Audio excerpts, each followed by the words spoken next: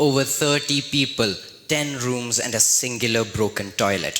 Yet the faces of those 30 people with torn clothes were glowing with joy, like they owned the entire world. That's the day I found strength and happiness in its true form.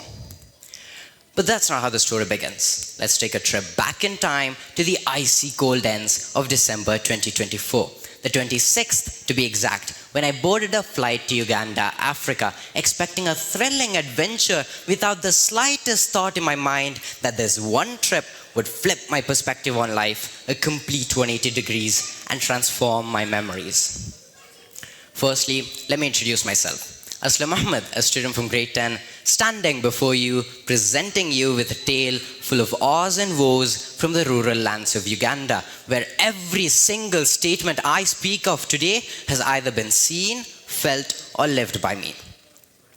What I didn't know back when I boarded my flight was that the real adventure waiting for me in Africa wasn't the wildlife or the thrill I had imagined, but rather it was something far quieter, far deeper, and a hell of a lot more real.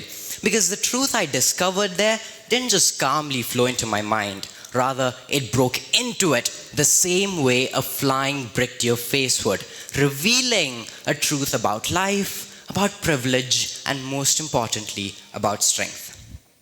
Because you see, before this trip, I thought strength meant confidence or success, but Uganda taught me something completely different, something unbelievably powerful.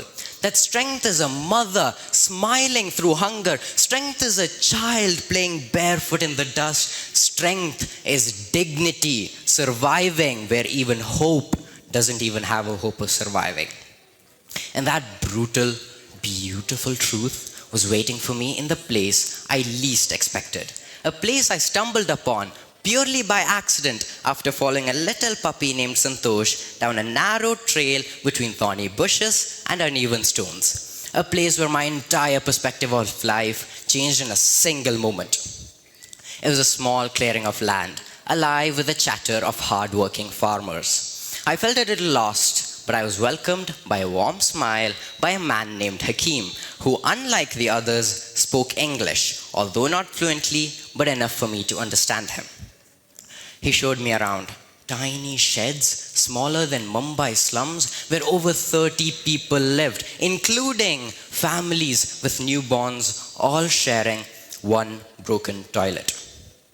When I asked Hakim why he didn't move to a better farm, he simply said there were none better. And that hit me harder than anything else, because just a couple of hours away in the capital, Kampala, people drove Land Rovers, wore suits, and ate steaks, while these people hadn't even seen a damn menu in their entire lives.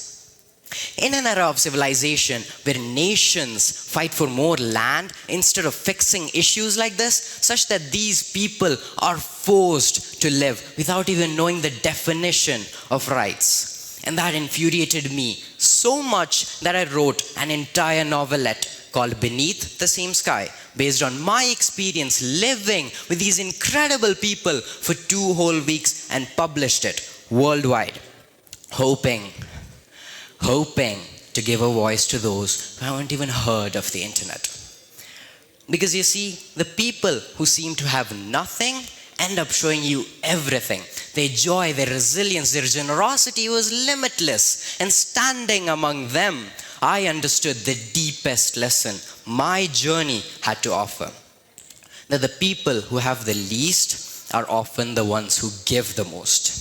I saw it in a mother sharing her only meal with her child. I saw it in a farmer offering me water when he barely had enough for himself. And I saw it in the countless smiles they gifted so freely without hesitation. That's when I realized that true wealth isn't measured by what fills your pockets, but by what fills your heart. Africa showed me that real strength isn't loud or dramatic. It's quiet, it's humble, and it lives in the people the world overlooks every single day.